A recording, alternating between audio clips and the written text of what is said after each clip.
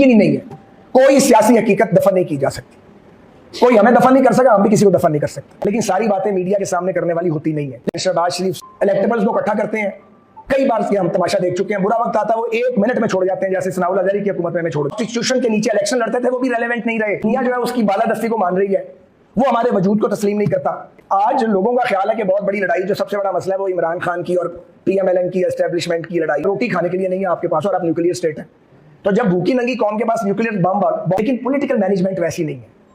मैं यहाँ बहुत कम बात कर रहा हूँ, इससे 10-20 गुना ज्यादा बात मैं अपनी क़यादत के साथ करता हूँ। इसमें मेरी पार्टी भी शामिल है। ये बहुत खौफनाक सूरत हाल है। ना तो रिमोट कंट्रोल से जमहूरियत चल सकती है और ना अरबपतियों की जमहूरियत जो है वो डिलीवर कर सकती है। ये करके देख लिया पिछले 75-76 साल में। मार्शल लॉ भी फेल हुए हैं, सेमी मार्शल लॉ भी कामयाब नहीं हुए, और जो ये जमहूरियत है, अमीर आदमी की जमहूरियत, ये भी वो नताइज नहीं दे सकी जो नताइज मिलने चाहिए थे। अस्सलाम वालेकुम नाज़रीन कराम, आपको मुकम्मल वीडियो दिखाते हैं। साद रफ़ीक ने पूरी कौम के सामने वो सच्चाई रख दी कि हर कोई हैरान रह गया। साद रफ़ीक ने कहा कि किसी भी सियासी हकीकत को ख़त्म नहीं किया जा सकता।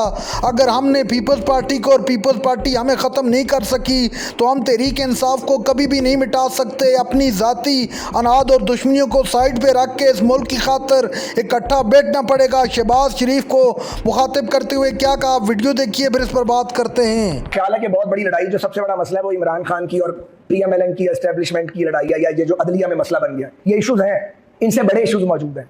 बलूचिस्तान वो वॉल्केनो बन गया है, आतिशफशा बन गया बलूचिस्तान। उसमें वो सोच विचार नहीं की जा रही है, उस पर सर जोड़ के नहीं बैठा जा रहा है।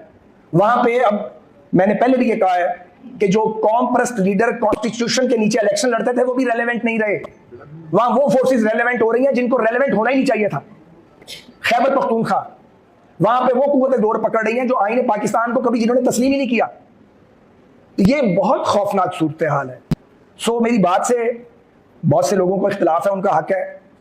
मुझे इस सूरत हाल से इत्तफाक नहीं है, और मैं ये समझता हूं कि पाकिस्तान का हर रियासती अदारा, जिसमें एस्टेब्लिशमेंट शामिल है, अदलिया शामिल है, पार्लियामेंट शामिल है, और पाकिस्तान की पॉलिटिकल पार्टीज, वो वफाकी जमातें हैं या वो नेशनलिस्ट पार्टीज हैं, जो आईने पाकिस्तान को तस्लीम करती हैं, उन्हें एक जगह बैठना पड़ेगा। आईनी कुव्वतों को, कॉन्स्टिट्यूशनल फोर्सेस को, जो कॉन्स्टिट्यूशन को मानती हैं और उसके नीचे पॉलिटिक्स करती हैं या अपने अपने दायरा कार में काम करती हैं या कभी कभी दायरा कार से बाहर भी काम कर लेती हैं, उन्हें एक जगह बैठना पड़ेगा। ये बहुत अलार्मिंग सिचुएशन बन गई है कि आईने पाकिस्तान को मानने वाले आपस में दस्तो गिरेबा है, और जो नॉन स्टेट एक्टर्स हैं वो मजबूत हो रहे हैं। तो जो नॉन स्टेट एक्टर्स हैं उनको तो खत्म होना चाहिए असूली तौर पे। वो उनकी ग्रोथ का माहौल बना हुआ है। वो ग्रोथ इसलिए हो रही है कि गुर्बत बढ़ गई है, भूख बढ़ गई है, और नाइंसाफी बढ़ नहीं गई, फैल गई है। तो जब नाइंसाफी फैल जाएगी माशरे में तो नॉन स्टेट एक्टर मजबूत होंगे, वो नौजवानों को वर्गलाएंगे। कोई देखिए ना, बलूचिस्तान में तो बाकायदा एक मुसल्ला अलहदगी की तहरीक जो है वो चल रही है, और अब उन्होंने अपने आगे एक अपना सॉफ्ट फेस लगा दिया है, और लोग वहां जाकर उनकी बात को सुनते हैं, और पाकिस्तान के बाहर से उन्हें ऑपरेट किया जा रहा है। तो ये बहुत अलार्मिंग सिचुएशन नहीं है? तो मैं पाकिस्तान की सारी वफाकी सियासी जमातों से पूछता हूं कि वो बलूचिस्तान में पॉलिटिक्स क्यों नहीं करती। इसमें मेरी पार्टी भी शामिल है, PTI भी शामिल है, पीपल्स पार्टी भी शामिल है, जिनकी वहां हुकूमत है, मगर नीचे जमातें ग्राउंड पर मौजूद नहीं है। इलेक्टेबल्स को इकट्ठा करते हैं, कई बार हम तमाशा देख चुके हैं। बुरा वक्त आता है वो 1 मिनट में छोड़ जाते हैं, जैसे सनाउल अजहरी की हुकूमत में छोड़ गए थे। तो जो पहले छोड़ गए थे वो आइंदा क्या करेंगे? तो ये तजर्बा हमने कितनी बार करना है, और ये गलती कितनी बार दोहराई जाएगी? और पाकिस्तान की पॉलिटिकल पार्टीज अपने आप को ग्रास रूट लेवल पे ऑर्गेनाइज क्यों नहीं करती? एक रुकावट है, मार्शल लॉ लगते हैं और वो सियासी जमातों को तोड़ते हैं, या नकाबपोश मार्शल लॉ आते हैं, वो पाकिस्तान की पॉलिटिकल कल्चर को पोल्यूट करते हैं। लेकिन जब जमाना अमन आता है, हमें 10-10 साल अमन के मिलते हैं, तब भी हम काम नहीं करते और इंतजार करते रहते हैं कि अगली मुसीबत कब आएगी। फिर वो आ जाती है और फिर लड़ा नहीं जाता, फिर तितर बितर हो जाते हैं। ये हर जमात के साथ हुआ है। तो हमने सबक ही नहीं सीखा। इसी तरह जो अदलिया के हालात हैं वो नगुफ्ता बे हो गए हैं। अच्छे खासे मुअज़्ज़िज़ जज जो गैर मुतनाज़ा थे वो मुतनाज़ा हो गए बदकिस्मती से। कुछ को मुतनाज़ा किया गया और कुछ अपने कामों से मुतनाज़ा हुए हैं। अच्छा खासा आदमी होता है, उसे न जाने क्या होता है कि उसके बाद वो एक ऐसे रास्ते पे चल पड़ता है। तो ये पाकिस्तान के जो अदारे हैं इनको भी सोचना होगा। खुद एहतसाबी के अमल से कोई गुजरने को तैयार नहीं है, कोई अपनी गलती मानने को तैयार नहीं है, कोई नरमी करने के लिए तैयार नहीं है। अगर स्कोर सेटल करने हैं भाई, तो ये पाकिस्तान, देखिए पाकिस्तान स्कोर सेटल करने का मुतमिल हो नहीं सकता। उसकी वजह है, उसकी वजह हमारा जोग्राफिया है। एक तरफ हिंदुस्तान है, 5 गुना बड़ा हमारे से मुल्क है, वो इकोनॉमिक पावर उसकी हमसे मल्टीपल टाइम बढ़ गई है। दुनिया जो है उसकी बालादस्ती को मान रही है, वो हमारे वजूद को तस्लीम नहीं करता। तो वो जो बॉर्डर है वो एक तरह का हॉट बॉर्डर है किसी वक्त भी कुछ हो सकता है, और वो हर वक्त हमारी सलामती पे के खिलाफ वो साजिश हो रही है। फिर आप एक न्यूक्लियर स्टेट है, रोटी खाने के लिए नहीं है आपके पास, और आप न्यूक्लियर स्टेट है। तो जब भूखी नंगी कौम के पास न्यूक्लियर बम होगा तो दुनिया उसको और नजर से देखेगी। ये बहुत बड़ा चैलेंज है, उसको मैनेज करना और अपनी माशी हालत को ठीक करना। फिर आपके 2 सूबों में तो बिल्कुल एक तरह की जो है वो आग भड़क रही है वहां पे। तो ये टीटीपी को दोबारा आने दिया गया, यह कोई तरीका था टीटीपी को दोबारा आने दिया गया? उन्होंने आके वहां पे अपनी फाउंडेशन स्ट्रांग की है, हमारे फौजी शहीद हो रहे हैं, हमारी लॉ इन्फोर्समेंट एजेंसीज के एहलकार शहीद हो रहे हैं, मासूम शहरियों पे हमले किए जा रहे हैं, लेविस पे हमले किए जा रहे हैं, पुलिस पे किए जा रहे हैं। ये सिचुएशन बड़ी अलार्मिंग है। कोई शक नहीं है कि शहबाज शरीफ साहब की क़यादत में वो एड़ी चोटी का जोर लगा रहे हैं कि माशी हालत ठीक हो। बहुत से जो माशी अशारिये हैं वो बेहतर हुए हैं, लेकिन पॉलिटिकल मैनेजमेंट वैसी नहीं है। मैं यहां बहुत कम बात कर रहा हूं, इससे 10-20 गुना ज्यादा बात मैं अपनी क़यादत के साथ करता हूं, और ये मेरी जिम्मेदारी है।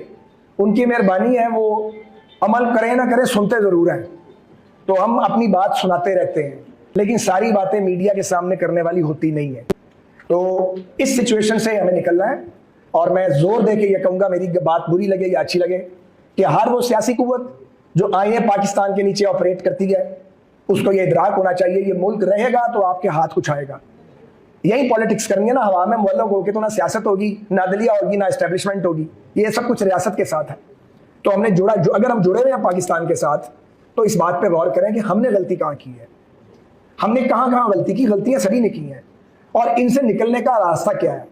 ये जो लोग समझते हैं ना कि मैं दूसरे के खून में नहा के सुरखरू होकर फातेह बन जाऊंगा, ये नहीं होना, ये मुमकिन ही नहीं है। कोई सियासी हकीकत दफन नहीं की जा सकती, कोई हमें दफन नहीं कर सका, हम भी किसी को दफन नहीं कर सकते। सिर्फ हम वक्त जाया करेंगे, एनर्जी जाया करेंगे, और एक मुसीबत मजीद अपने गले डाल देंगे। सो अगर नॉन स्टेट एक्टर से बचना है, अगर पाकिस्तान के खिलाफ, न्यूक्लियर पाकिस्तान के खिलाफ बैरूनी साजिशों से बचना है, फिर पाकिस्तान में जो कुव्वतें आइन पर भरोसा रखती हैं या आइन को मानती हैं, उनको किसी ना किसी हवाले से कॉमन पॉइंट्स के ऊपर इकट्ठे होना पड़ेगा। और ये मौजूदा जमहूरी निज़ाम जो हमें दिया गया है, इसके अंदर भी कुछ इंडिजिनस चेंजेस करनी पड़ेंगी, क्योंकि ये भी एक अहम मौजू है कि ये जो अरबपतियों और करोड़पतियों की जमहूरियत है, ये पाकिस्तान को इसने रीपे नहीं किया। ना तो रिमोट कंट्रोल से जमहूरियत चल सकती है, और ना अरबपतियों की जमहूरियत जो है वो डिलीवर कर सकती है। ये करके देख लिया पिछले 75-76 साल में। मार्शल लॉ भी फेल हुए हैं, सेमी मार्शल लॉ भी कामयाब नहीं हुए, और जो ये जमहूरियत है, अमीर आदमी की जमहूरियत, ये भी वो नताइज नहीं दे सकी जो नताइज मिलने चाहिए।